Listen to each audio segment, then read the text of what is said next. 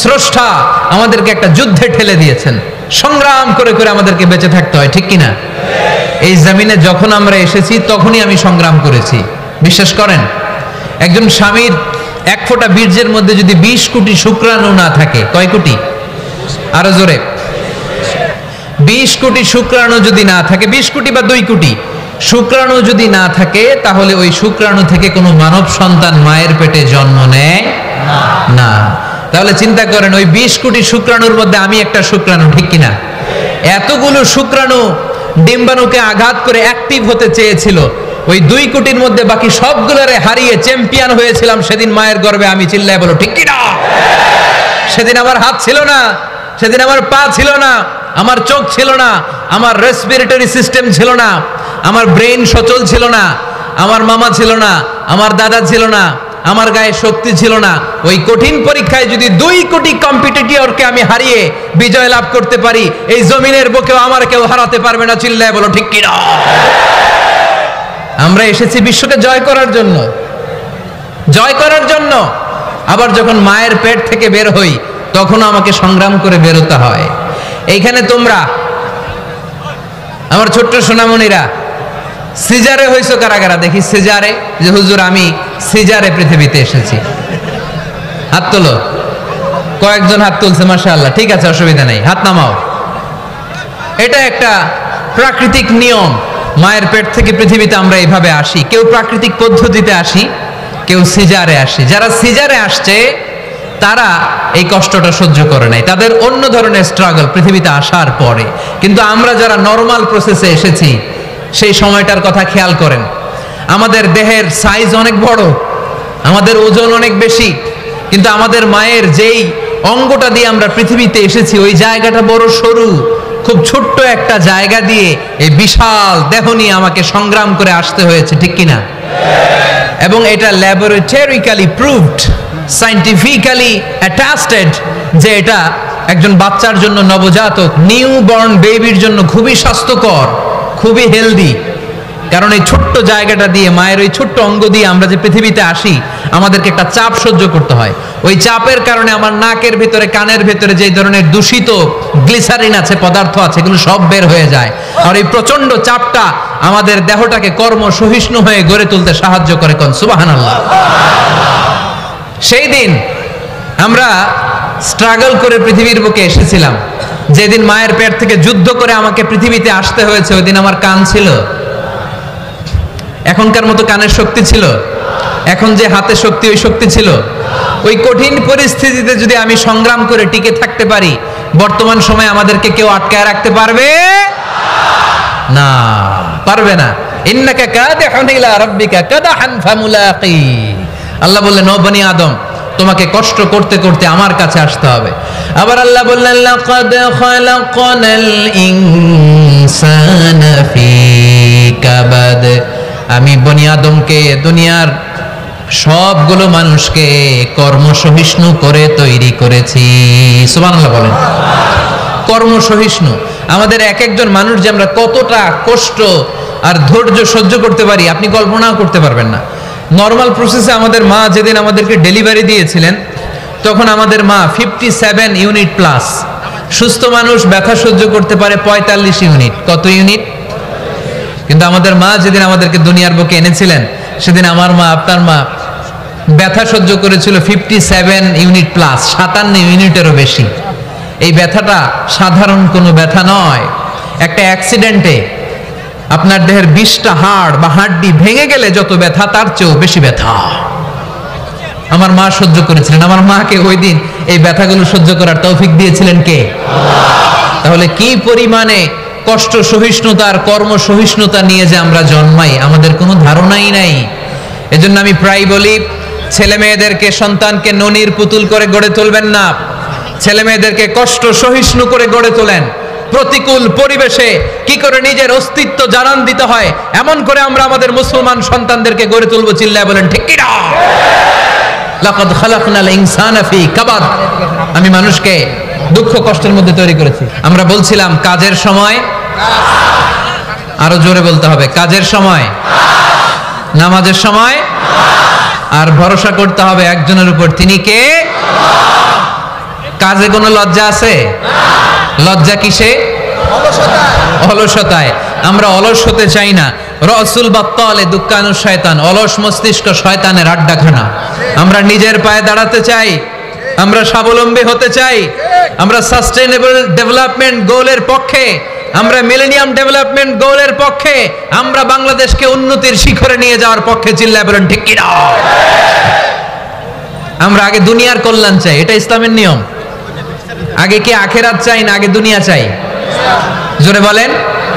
আরে দুনিয়াতে ভালো থাকলেই তো আখেরাতে ভালো থাকবেন। এজন্য আল্লাহ আমাদেরকে শিখালেন, পড়ো রব্বানা আতিনা ফিদ দুনিয়া হাসানা ওয়া ফিল আখিরাতি হাসানা ওয়া কিনা আযাবান নার। আয় আমাদের রব, এই দুনিয়ার বুকে আপনি আমাদেরকে কল্যাণ দেন, আখিরাতের বুকে আপনি আমাদেরকে কল্যাণ দেন, আগুনের শাস্তি থেকে আল্লাহ আপনি আমাদেরকে বাঁচিয়ে দেন। পড়ে না আমিন। তাহলে আগে দুনিয়া, তবে দুনিয়াকে হৃদয়ে স্থান দেয়া যাবে না। দুনিয়াকে বশ করে হাতে নিব, কিন্তু হৃদয়ে থাকবে আখিরাত। জোরে বলতে হবে ঠিক কি না? নিজ হাতে উপার্জিত সম্পদের চেয়ে শ্রেষ্ঠ কোনো সম্পদ আর হতে পারে না। আমার দিনমজুর ভাইয়েরা, কুলি মজুর ভাইয়েরা, রিকশাওয়ালা ভাইয়েরা, ফ্যাক্টরি ওয়ার্কার যারা, আপনারা আল্লাহর কাছে অনেক সম্মানিত। আপনাদের উপার্জন হালাল, আপনাদের এক পা এমনি জান্নাতে ঢুকে আছে। এখন শুধু এক পা ঢুকাইলে চলবে? পা কয়টা? আরেকটা ঢুকানোর দরকার আছে না নেই? আপনাদের উপার্জন হালাল, আপনারা 5 ওয়াক্ত সালাত পড়বেন, মানুষের হক নষ্ট করবেন না, আব্বা আম্মার দোয়া নিবেন, দ্বিতীয় পাটাও জান্নাতে ঢুকায় দিবে কে? মা আকালা আহাদুন তুআমান ক্বাত্তু খায়রুম মিন আইয়াকুলা মিন আমালি ইয়াদিহি। নিজের হাতে উপার্জিত সম্পদের চেয়ে, খাবারের চেয়ে শ্রেষ্ঠ সম্পদ আর হতে পারে না। আমার রিকশাওয়ালা ভাই, তার উপার্জন হালাল না হারাম? আমার কুলি মজুর ভাই, উপার্জন হালাল না হারাম? মাথার গাম পায়ে ফেলে ফ্যাক্টরি ওয়ার্কাররা যে বেতনটা পায়, এটা হালাল না হারাম? তাদের দোয়াকে কবুল করে নিবে কে? এজন্য যুবক ভাইরা, never under estimate any job. কোন জবকে, কোন চাকরিকে ছোট করে দেখার সুযোগ নাই। কারণ আমার উপার্জন হালাল হলেই ওই হালাল উপার্জনে বরকত দিবে কে? Whether it's the small or big, you don't care.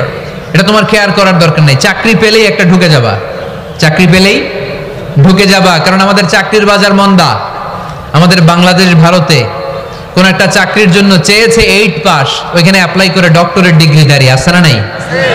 এত কষ্ট করে চাকরি পাওয়া পৃথিবীর কোথাও লাগে না। কারণ আমাদের পপুলেশন বেশি, তাই চাকরির জন্য আমাদের বসে থাকা লাগবে না। আমাদেরকে উদ্যোক্তা হতে হবে, আমাদের এন্টারপ্রেনার হতে হবে। শুরুতে যেটা বলেছিলাম, আমাদের আইডিয়াকে কাজে লাগাতে হবে, ঠিক কিনা? আর যাই করব আমরা ভালোভাবে করব। ভালোভাবে করলে ওই কাজে বরকত দেয় কে? আল্লাহ। ভালোভাবে করার জন্য আল্লাহ তাআলা সূরাতুল মুলকে আমাদেরকে গাইডলাইন দিয়েছেন। রব্বুল আলামিন বলেন, আল্লাযী খালাকাল মাউতা ওয়াল হায়াতা লিয়াবলুয়াকুম আইয়ুকুম আহসানু আমালা।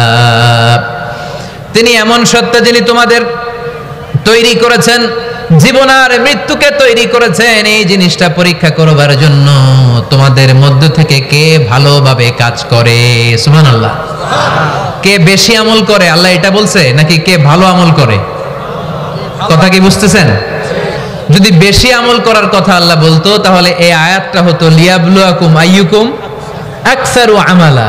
কিন্তু আল্লাহ কি এই আয়াতে আকসারু আমালা বলেছে? আলেম যারা আছেন তারা আমার সাথে সাথে বলেন, আল্লাহ কি আকসারু আমালা বলেছে? আল্লাহ কি বলেছে? লিয়াবলুয়াকুম আইয়ুকুম আহসানু আমালা। কে ভালো করে কাজ করে, উইথ প্রফেশনালিজম। আপনি যেটাই করেন না কেন, আপনাকে প্রফেশনালিজমের সাথে করতে হবে, তাহলে ওই কাজে বরকত দিবে কে? আল্লাহ। ছোট হোক বড় হোক, এটা কোনো সমস্যা? যাই করি না কেন কিভাবে করব? ভালোভাবে। আওয়াজ করে বলেন, কিভাবে করব?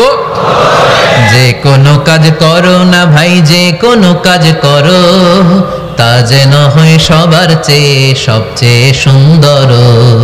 যে কোনো কাজ করো না ভাই, যে কোনো কাজ করো, তা যেন হয় সবার চেয়ে সবচেয়ে সুন্দর। হোক না সেটা পড়া লেখা, রঙের ভাষায় ছবি আঁকা, হোক না সেটা পড়া লেখা, রঙের ভাষায় ছবি আঁকা, হোক না সেটা সামান্য কাজ কিংবা মহত্তর, তা যেন হয় সবার চেয়ে সবচেয়ে সুন্দর। যে কোনো কাজ করো না ভাই, যে কোনো কাজ করো, তা যেন হয় সবার চেয়ে সবচেয়ে সুন্দর। চিৎকার করে বলতে হবে, ঠিক কিনা? যাই করি না কেন সেটা যেন সবচেয়ে সুন্দর হয়। You have to make the best out of you, you have to try you level best. তোমার সাধ্যের যতটুকু আছে তার সবটুকু করতে হবে, বাকি বরকত আর কল্যাণ আমাদেরকে দান করবে কে? বিষ্ণু ঈসা ইসলাম কখনো অলসতাকে উৎসাহিত করেন নাই, ভিক্ষাবৃত্তিকে উৎসাহিত করেন নাই, তিনি পরিশ্রমকে অ্যাপ্রিশিয়েট করেছেন। এক সাহাবী রাদিয়াল্লাহু তাআলা আনহু এসে বললেন, ইয়া রাসূলুল্লাহ, আমাকে কিছু দান করেন, আ'তিনি শাইআন। বিষ্ণু বললেন, তুমি ভিক্ষা করো, তোমার ঘরে কিছু নাই? সাহাবী বললেন, লা ইয়া রাসূলুল্লাহ, কিছু নাই। বিষ্ণু ঈসা ইসলাম আবার প্রশ্ন করলেন, কিছুই নাই? সে বললেন, হ্যাঁ আছে। কি আছে?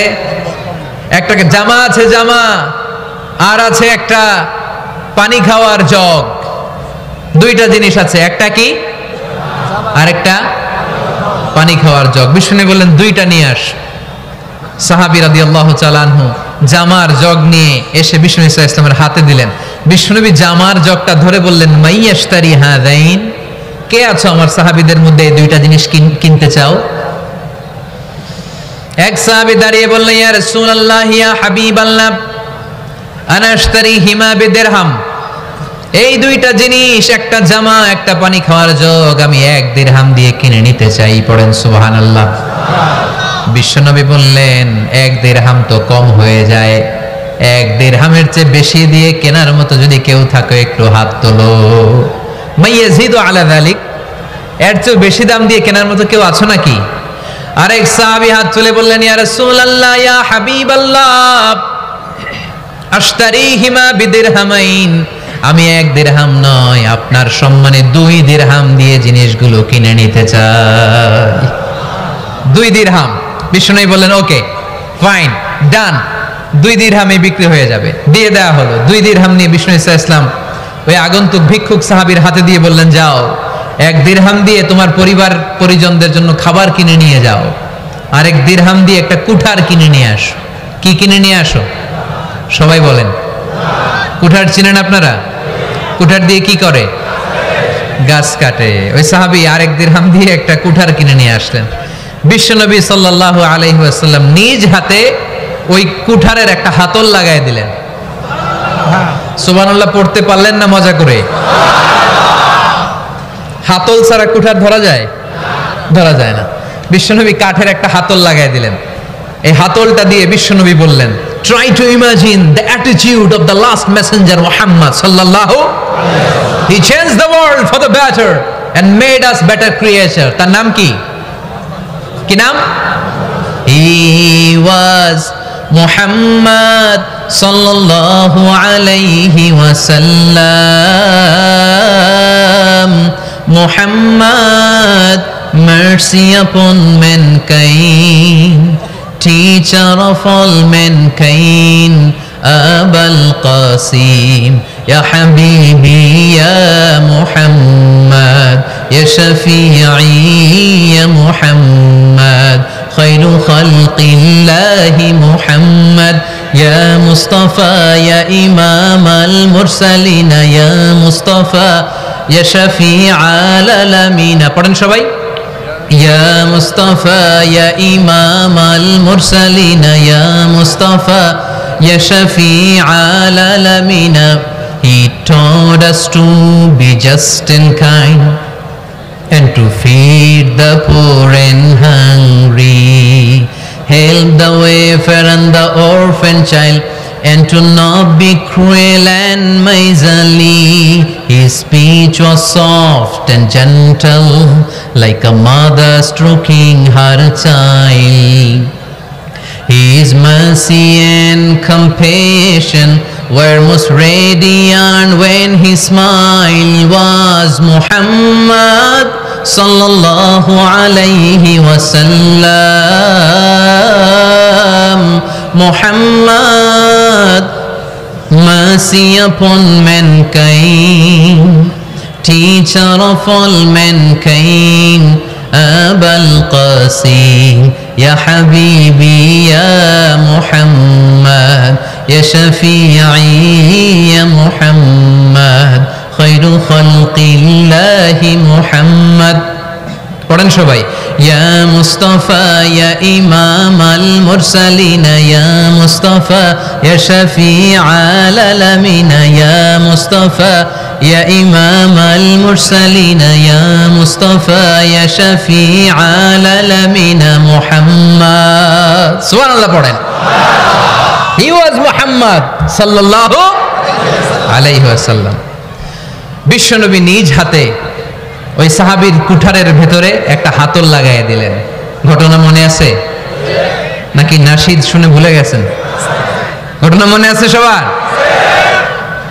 তিনি হাতল লাগাই দিলেন আর বললেন, যাও, গায়ে শক্তি আছে, তাগড়া যুবক, এই কুঠার নিয়ে জঙ্গলে যাও, জঙ্গলে যে কাঠ কাটো, লাকড়ি বানাও, বাজারে যে বিক্রি করো। লা ইয়াহতাতিবা আহাদুকুম হাজমাতান ফি যাহরিহি খায়রুম মিন আই ইয়াসআলা আহাদান ফায়ুতিয়াহু আও ইয়ামনাহু। যাদের গায়ে জোর আছে, শক্তি আছে, পরিশ্রম করে লাকড়ির বোঝা পিঠে নিয়ে বাজারে বিক্রি করা অনেক ভালো কারো কাছে হাত পাতার চেয়ে। কারণ তুমি হাত পাতলে লোকজন তোমার দিতেও পারে, নাও দিতে পারে, কিন্তু পরিশ্রম কখনো বৃথা যায় না। What is the moral of the story? রাসূল সাল্লাল্লাহু আলাইহি ওয়াসাল্লামের এই প্রফেটিক স্টোরি থেকে আমাদের শিক্ষা কি? বিশ্বনবী বললেন, যাও, কাঠ কেটে নিয়ে আসো। লা উরিদু আন আরাকা 15 আইয়াম, সামনের 15 দিন আমি যেন আমার চোখ দিয়ে তোমার আমার আশেপাশে ঘুরঘুর করতে না দেখি। সাহাবী চলে গেলেন, কাঠ কাটতে আরম্ভ করলেন, বাজারে বিক্রি করতে আরম্ভ করলেন। 15 দিনের ব্যবধানে 10 দিরহাম নিয়ে বিশ্বনবীর দরবারে ওই সাহাবী হাজির হয়ে গেলেন। 10 দিরহাম নিয়ে হাজির হয়ে গেলেন। এসে বললেন, ইয়া রাসূলুল্লাহ, ইয়া হাবিবাল্লাহ, আমি আর দরিদ্র নাই, আমি আর ভিক্ষা করি না, আমি নিজের পায়ে দাঁড়িয়েছি, আমি স্বাবলম্বী হয়েছি, আমি অন্যান্য খেটে খাওয়া মানুষের মতো এখন উপার্জন করে আমার ফ্যামিলির চাহিদা মিটাই। পড়েন সুবহানাল্লাহ। What is the moral of the story? এই প্রফেটিক স্টোরি থেকে আমাদের জন্য শিক্ষা হচ্ছে, বিষ্ণু ইসা ইসলাম চাইলেই ওই 2 দিরহাম দিয়ে বলতে পারতেন, যাও, এটা দিয়ে খাবার কিনে খাও। দুপুরবেলা খাইতো, রাত্রেবেলায় আবার জাকাতের লাইন ধরতো। কথা কন। তার মানে বিষ্ণু ইসা ইসলাম কাজের প্রতি উৎসাহিত করেছেন। 2 নম্বর লেসন বা শিক্ষা হচ্ছে, বিশ্বনবী সাল্লাল্লাহু আলাইহি ওয়াসাল্লাম পার্মানেন্ট সলিউশন করে দিয়েছেন, স্থায়ী সমাধান। ঠিক কিনা?